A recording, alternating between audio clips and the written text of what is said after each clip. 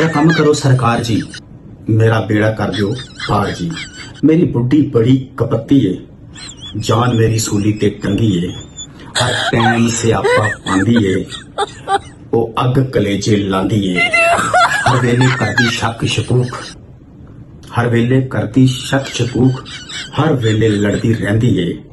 वो फोन मेरे ते अख रखदी, वो फोन मेरे ते अख रखदी, नाले पुट्ठे पुट्ठे शक करदी।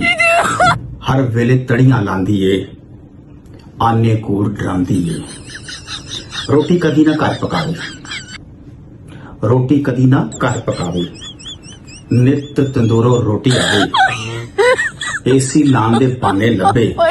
नित नवी बीमारी दसे, नित बुखार ते सिर नूं पीड़, पैनाडोल दे फक्के मारे।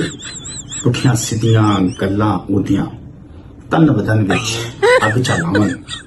मैं टक्करा मारा कंधां दे विच, कंधां पीछे हट जावन।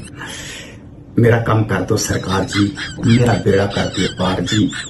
कोई ऐजा दम तवीज करो, ऐ बुढ़ी मेरी मरीद करो।